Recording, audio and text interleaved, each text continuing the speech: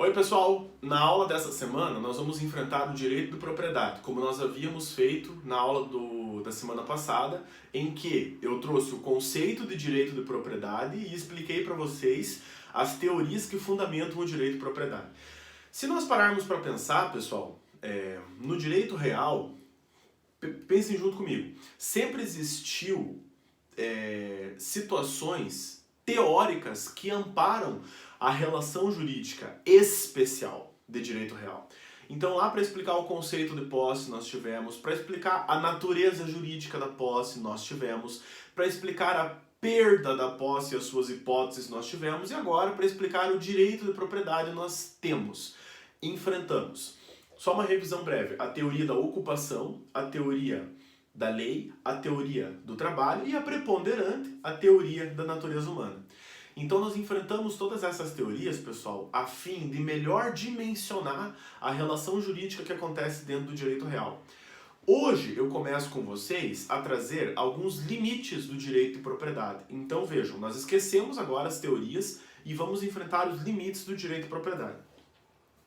Eu tenho N limites do direito de propriedade. Embora eu tenha dito lá na primeira aula, para explicar essa relação jurídica de direito real, que o direito de propriedade, no conceito descritivo do Orlando Gomes, ele era absoluto, exclusivo e perpétuo. Quando eu me refiro a um direito absoluto, exclusivo e perpétuo, achando que esse direito não é tangível por restrições normativas, meu raciocínio fica furado e eu começo a falar besteira. Não é isso que se propõe no direito real. E não é essa a proposta da teoria absoluta do direito real. Lembra que eu disse para vocês que muitos professores poderiam vir com essa questão, mas não existe um direito absoluto. Esse direito, pessoal, ele é absoluto no que tange a sua oponibilidade erga omnes, e não no que se refere ao seu toque, ou seja, é possível limitar um direito de propriedade. E agora nós vamos começar com o primeiro limite, que é o limite constitucional.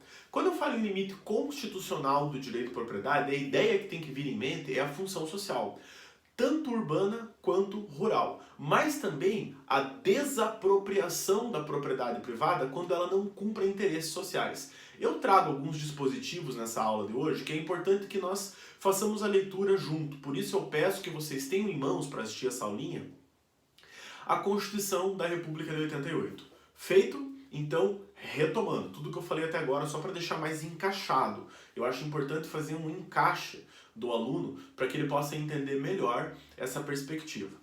Estudamos teorias que regulamentam o conceito de posse. Devagar, tudo de novo e devagar agora. Estudamos teorias que regulamentavam a natureza jurídica da posse.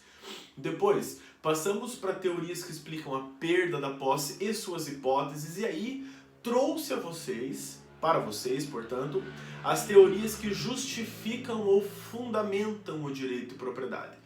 Virginia Hall, teoria da ocupação, John Locke, teoria do trabalho, Thomas Hobbes, a teoria da lei, teoria positivista, muita teoria. E a teoria da encíclica Rerum Novarum, a teoria de Haroldo Moreira, Cláudio Pacheco e Arnaldo Rizzardo, que é a teoria da natureza humana. A propriedade decorre do uso do homem, a propriedade decorre da capacidade que o homem tem de acumular coisas. E é essa teoria, que é uma teoria aceita pela Igreja Católica, que fundamenta o nosso direito de propriedade nos dias de hoje. Então veja que interessante. Eu não posso falar que a propriedade decorre da res nullius, como propôs a teoria da ocupação, porque tudo pode ser ocupado. Eu não posso falar que a propriedade decorre da lei, porque não é possível criar uma propriedade mediante lei, como não é possível extingui-la, tendo em vista que o 60 parágrafo 4º, letra D da Constituição, determina que a propriedade é um direito e garantia individual. Eu não posso falar que a propriedade decorre apenas do trabalho, porque se eu falo isso eu estou excluindo a herança como forma de aquisição originária do direito de propriedade, e por aí vai. Portanto, propriedade, sim, pessoal, decorre da natureza humana. Aí, após enfrentar essas teorias e trazer o conceito do direito de propriedade, eu proponho trabalhar com vocês agora que essa propriedade ela é limitada. E começa o nosso primeiro e maior limite pelo limite da Constituição. Vamos lá. A Constituição, no artigo 182, parágrafo 4º, eu vou abrir ele aqui para vocês. Vamos lá. Artigo 182. já tem a primeira limitação. Então, o capítulo 2 na Constituição da política urbana é uma limitação, portanto, constitucional. A política de desenvolvimento urbano, executada pelo poder público municipal, conforme diretrizes gerais fixadas em lei, tem por objetivo ordenar o pleno desenvolvimento das funções sociais da cidade e garantir o bem-estar de seus habitantes. Vamos ao parágrafo 2º do artigo 182 da Constituição. A propriedade urbana cumpre sua função social quando atende às exigências fundamentais de ordenação das cidades expressas no plano diretor. Meus queridos, por incrível que pareça, só o parágrafo 2º do artigo 182 da Constituição vai ajudar vocês a enfrentar a grande maioria das questões de concurso público, mas também a questão do exame de ordem. Por isso, esse é um artigo que vale a pena memorizar. O 182, parágrafo 2º. E a grande indagação que se faz é: quando a propriedade urbana cumpre a função social? Aí o aluno começa a pensar: ai meu Deus, quando são respeitadas as normas de meio ambiente, pode ser. E aí a questão enche de alternativas, o aluno começa a pensar: será que isso consta ou não no plano diretor? Então qual é, pessoal, a saída para não errar mais uma questão dessa natureza? Olhar se o parágrafo 2º do artigo 182 da Constituição, que é uma limitação de interesse constitucional, uma limitação constitucional, está presente nas assertivas. Se o parágrafo 2º, ipsis literis, estiver escrito ali, pode marcar como verdadeiro e sair feliz da vida. Eu vou ler de volta para vocês.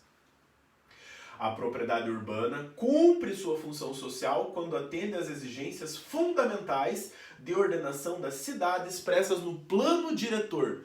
Mas, meu Deus, professor, isso está muito genérico. Eu sei que está. Ou então o aluno pensa assim: então a função social é um conceito municipal? Aplausos. A função social é um conceito municipal? Sim. Não é possível criar um conceito federal de função social. Porque função social varia de município para município. Função social também é um conceito delimitado a partir de um interesse municipal. Por isso, pessoal, esse é o primeiro limite de interesse constitucional. Esse é o primeiro limite constitucional, que eu trago para vocês. Agora eu peço que vocês olhem o artigo 5º da Constituição. Vou abrir para vocês aqui também.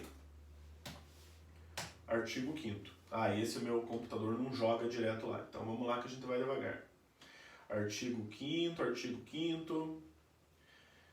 Artigo 5º. Então, artigo 5º, famoso artigo 5º, veja lá. Todos são iguais perante a lei, sem distinção de qualquer natureza, garantindo-se aos brasileiros e aos estrangeiros residentes no país a inviolabilidade do direito à vida, liberdade, igualdade, segurança e a propriedade. Então, calma. Aqui a Constituição está usando um caminho diferente. Ela fala que é garantido àqueles que vivem no país o direito à propriedade. Logo, pessoal, o artigo 5º da nossa Constituição impede a existência do comunismo no Brasil. O artigo 5º da nossa Constituição impede a existência do socialismo no nosso país. Por isso, qualquer discurso político que seja nesse sentido, vamos ficar aqui na presidência para manter fiel o sistema capitalista, para proteger as empresas dessa bandeira vermelha que pode a qualquer momento, da mão sangrando, que pode a qualquer momento se instalar no Brasil? Mentira, impossível. Enquanto o artigo 5º tiver a redação de que é garantida a propriedade privada ao cidadão, o regime comunista ou socialista no Brasil é impossível. Continuando o caput. Nos termos seguintes. Então agora eu peço que vocês leiam o inciso. Só um minutinho. 22. Para aqueles que não sabem números romanos, eu tenho dificuldade, que nem eu, que fica meio perdido. X, X, 1, 1. X, X, 2, 2. 10, cada X é 10. 10, 20 e cada palitinho é 1. 1, 2. Inciso 22. O que diz o inciso 22? É garantido o direito de propriedade. Meu Deus, é muita coisa! A Constituição da República de 88, no artigo 5º, inciso 22, lembre-se que nós falamos do 182 agora, parágrafo 2º. Mas a Constituição diz que é garantida a propriedade privada. Aí o 23, x, 1, 2, 3, seguinte, portanto, diz: A propriedade atenderá à função social. E isso, por si só, é um limite de interesse constitucional, ou um limite constitucional. Agora, olhem o artigo 5º, inciso 24. E eu peço destaque a esse artigo. 5º, inciso 24, como limite constitucional do direito de propriedade. Por que eu peço atenção? Porque nós vamos ver outros limites. Nós vamos ver limites de interesse público, limites de interesse privado, limites de interesse ambiental, limites de interesse administrativo, limites de interesse particular, né? Então, todos esses limites, pessoal, compõem restrições que o Estado impõe ao direito de propriedade. É preciso lembrar, portanto, que a propriedade é absoluta porque produz oponibilidade erga omnes, mas nunca é absoluta no sentido de ser um direito com intangibilidade social. Não. Então vamos ao inciso mais importante, que é o X, X1V. 10, 20, agora muda a contagem. Seria 5, seria 25. Como tem um número romano antes do número 5, eu tiro 1 e vira 24. 10, 24, XX1V, viram só? A lei estabelecerá o procedimento para desapropriação por necessidade ou utilidade pública ou por interesse social mediante justa e prévia indenização em dinheiro, ressalvados os casos previstos nesta Constituição. Esse artigo é importantíssimo, artigo XX1V, artigo 24 do inciso 5º. É um limite constitucional ao exercício do direito de propriedade.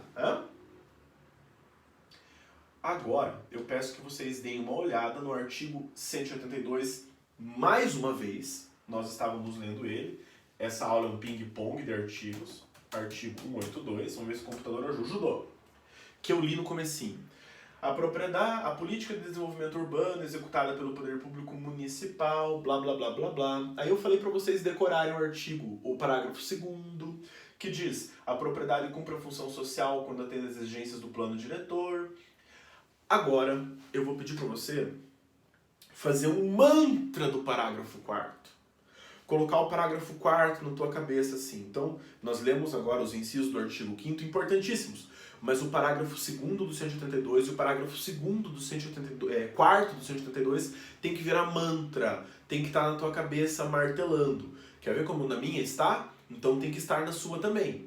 A propriedade, pessoal, que não cumpre as ordenações expressas no plano diretor não cumpre a função social. Agora, quando ela for não construída, não edificada, subutilizada, ela pode sofrer as sanções do trajeto constitucional da função social, que é parcelamento ou edificação compulsório, IPTU progressivo no tempo e desapropriação sanção com pagamento em títulos de dívida pública previamente aprovados por resolução do Senado Federal, resgatáveis num prazo de até 10 anos. Viram como eu não decorei exatamente como está escrito na Constituição? Não precisa. Tem que ter uma memória, uma ideia do que é esse artigo. Ele tem que ser um mantra na tua vida a partir de agora. O 182, parágrafo 4º. Vamos à leitura. Portanto, vou repetir o que eu falei. Parágrafo 4º. É facultado ao poder público municipal. Já começa aqui. Na prova do concurso vai estar. É dever do poder público municipal. Não tem dever nenhum. Não tem dever nenhum. É faculdade. E não é do poder público estadual, e não é do poder público federal, é do poder público municipal, é interesse local, função social da propriedade. Vamos lá. De novo, 182, parágrafo 4º. Vou ler inteiro agora sem interrupções. É facultado ao poder público municipal, mediante lei específica para a área incluída no plano diretor, exigir, nos termos de lei federal, do proprietário do solo urbano não edificado, subutilizado ou não utilizado, que promova o seu adequado aproveitamento, sob pena sucessiva de... Olha uma norma constitucional que traz o trajeto constitucional, que traz para nós também uma sanção pelo seu descumprimento. Parcelamento ou edificação compulsórios. Como que funciona isso? Funciona assim. O município vê um grande lote de terreno no centro da cidade, sem construção, sem parcelamento, ele fala, determina, através de um decreto, o prefeito determina, construa.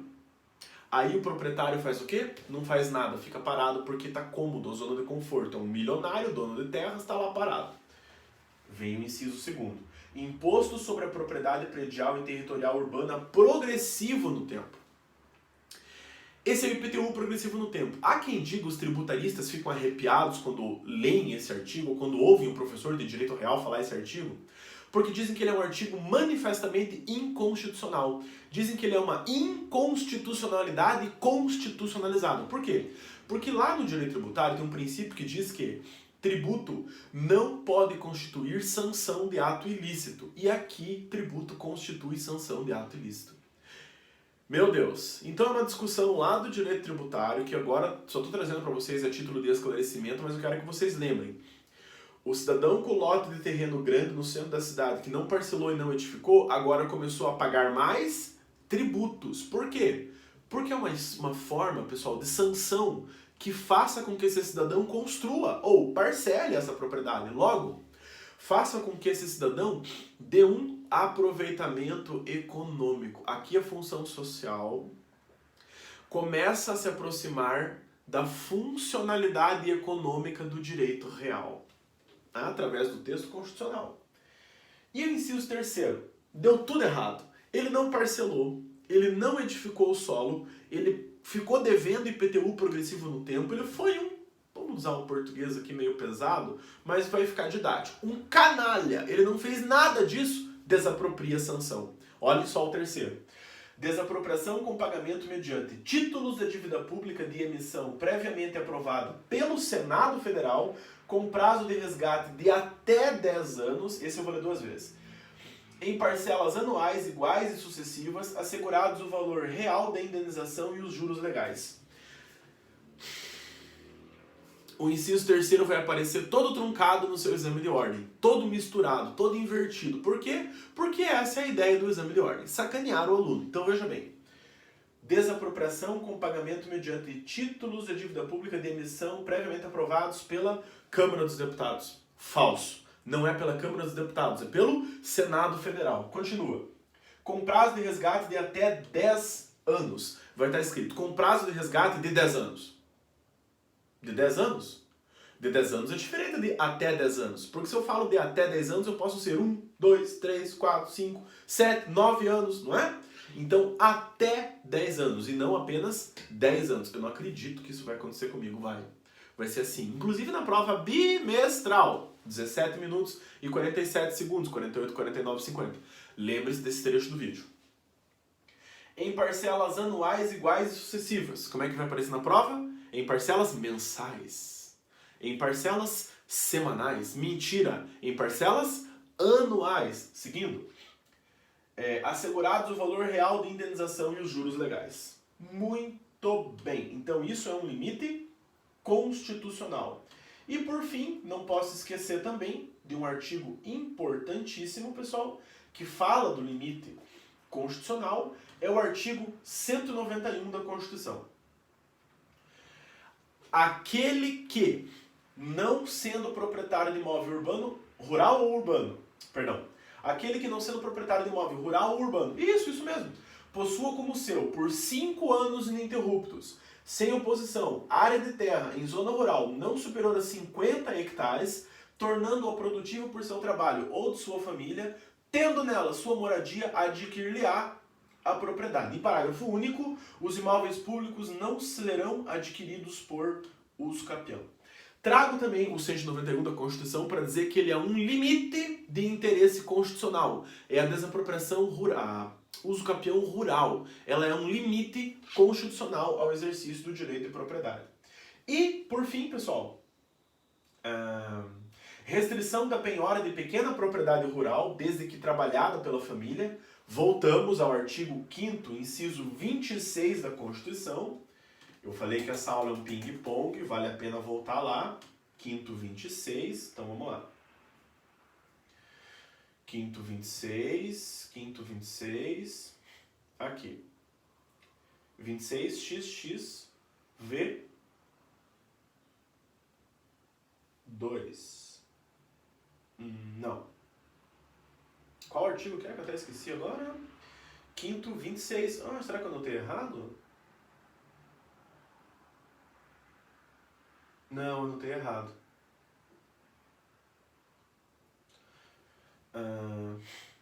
Muito bem. Eu vi que está anotado errado aqui no meu material. 10, 25, pois é. Restrição da pequena propriedade, penhora de pequena propriedade rural. Pequena. Aqui. São, artigo 185, eu anotei totalmente errado. Artigo 185, a gente volta um pouquinho daqui a pouco. 185. São insuscetíveis de desapropriação para fins de reforma agrária. Decora, e eu não decorei, imagine, decora o 185. São insuscetíveis de desapropriação para fins de reforma agrária. Inciso 1º. A pequena e média propriedade rural, assim definida em lei, desde que seu proprietário não possua outra. E 2. A propriedade produtiva.